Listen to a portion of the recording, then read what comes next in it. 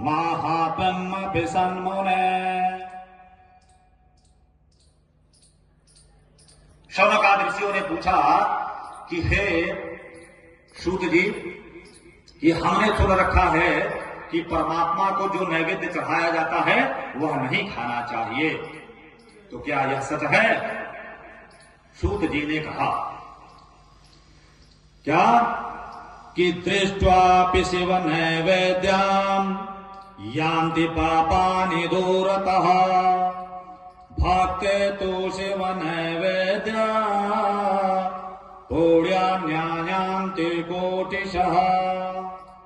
वेद व्यास जी ने एकदम स्पष्ट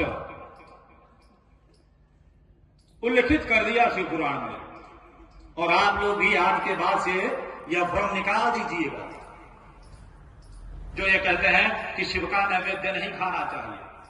श्लोक सहित विवरण किया जा रहा है। कहते हैं कि दृष्ट्वापि, खाने की बात छोड़ दीजिए प्रभु जी, देखने मात्र से शिव के नैवेद्य को अगर व्यक्ति देख ले तो क्या होता है? कहते हैं यान्ति पापानि दूरतः, सारे पाप दूर हो जाते हैं, नष्ट हो जाते हैं। इसलिए भोक्ते तू शिव नैवेद्य, शिव के नैवेद्य का भक्षण करना चाहिए। क्यों? क्योंकि भक्षण करने से पुण्यानि, पुण्य थोड़ा सा नहीं बहुत सारा पुण्य आयान्ति, आते हैं। और कितना? तो कहते हैं कोटिशः, कोटिशः करोड़ों फल प्राप्त होता है प्रभु जी। इसलिए शिव के नैवेद्य को जरूर खाना चाहिए प्रभु जी।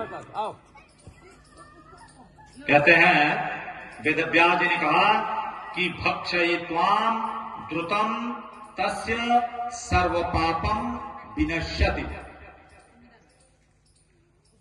अगर किसी को गोहत्या लगी है,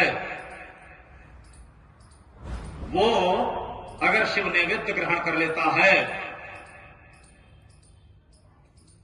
तो तत्क्षण उसके सारे पाप समाप्त हो जाते हैं प्रभु जी। यह संदेह कि शिव को चढ़ा प्रसाद नहीं खाना चाहिए, यह भ्रम दूर कर लीजिए। लेना क्या नहीं चाहिए? तो कहते हैं शिव निर्माल्य। निर्माल्य क्या है ये जान लीजिए। जब हम परमात्मा को कोई चीज चढ़ाते हैं और वह परमात्मा के सिर से होते हुए बहते हुए अर्घे पर आता है, और अर्घे से होकर के अर्घे के माध्यम से जब बाहर निकलता है तो वह निर्माल्य है। शिव निर्माल्य लेने योग्य नहीं है, लेकिन शिव नैवेद्य जो कि दुनिया में भर करके परमात्मा को समर्पित किया जा रहा है, वह भक्षण किया जा सकता है प्रभु जी। वेद व्यास जी ने कहा कि अग्राह्यम शिव नैवेद्यम पत्रम पुष्पम फलम जलम। जो शिव निर्माल्य है, अग्राह्य है, लेकिन वह भी ग्रहण करने योग्य हो जाता है। कब? तो कहते हैं कि शाल ग्राम शिला संगात्वम याति पवित्रताम। जब उस शिव निर्माल्य में अगर कहीं से शालिग्राम की शिला का स्पर्श हो जाता है, छुआता हो जाता है प्रभु जी, तो शिव निर्माल्य भी पवित्र हो जाता है, शिव निर्माल्य भी ग्रहण करने योग्य हो जाता है। संपूर्णानंद संस्कृत विश्वविद्यालय के कभी हमने बताया एक महान प्रोफेसर हुए, आज भी अभी जीवित हैं, डॉक्टर कमला शंकर पांडे। उनकी रचना पढ़िए। उन्होंने शिव और शिव की महत्ता और शिव निर्माल्य के बारे में बृहद वर्णन किया है। वो कहते हैं कि यह यानी जो, यह शिव प्रसादम भक्षति सह सायुज्यम स्वर्गम गच्छति। जो शिव प्रसाद का भक्षण करता है वह सदैव परमात्मा के पास जाता है प्रभु जी, कहीं और नहीं जाता। तो एवं स्पष्टम अस्ति,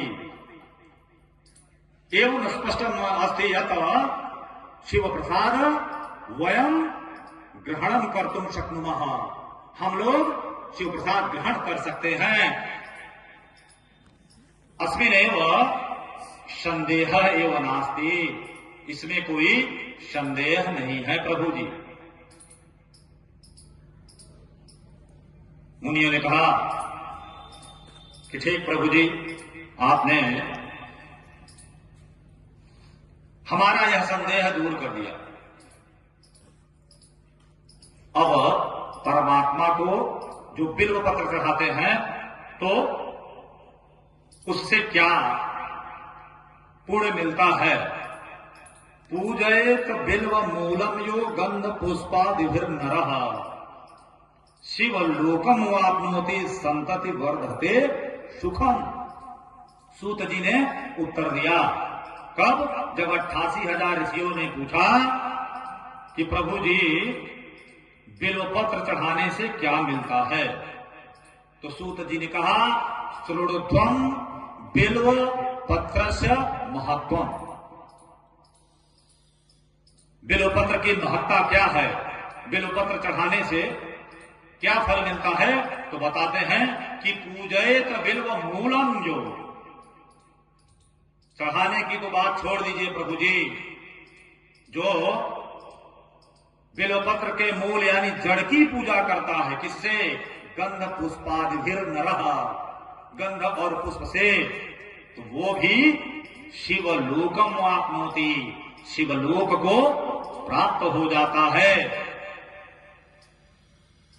और जो बिल्व पत्र परमात्मा को चढ़ाता है तो संतति वर्धते सुखम, उसके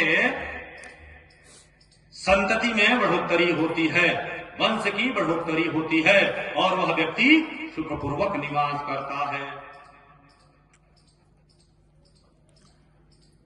हमारे यजुर्वेद में आया नमो बिल्मिने च कवचिने च नमो, ये बिल्व पत्र का मंत्र वहां दिया गया। यानी कि मैं नमस्कार कर रहा हूं। और मनीषियों ने लिखा त्रिदलम त्रिगुणाकारम त्रिनेत्रम च त्रिधायुधम त्रिजन्म पाप संहारम बिल्व पत्रम शिवार्पणम। एक बिल्व पत्र चढ़ा देने से क्या होता है? कहते हैं त्रिजन्म पाप संहारम, 3 जन्मों का जो पाप होता है प्रभु जी, वह हमारे एक बिल्व पत्र चढ़ाने से समाप्त हो जाता है। ये है बिल्व पत्र की महत्ता। एक बिल्व पत्र चढ़ाने में इतना फल मिलता है प्रभु जी। 3 गोड़िया ले आला है और बल्ब लगा ले, फिर रात में हो जाए। शिव की पूजा में बिल्व पत्र अवश्य चढ़ाएं। 3 गोड़िया ले आते, हम लगा दी थे, इसमें कोई संदेह नहीं है। सूत जी ने कहा कि ठीक प्रभु जी, आपने,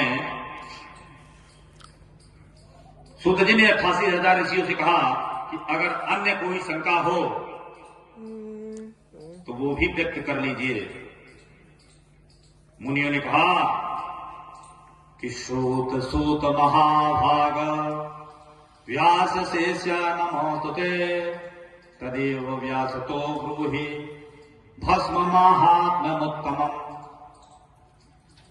अब नाना प्रकार के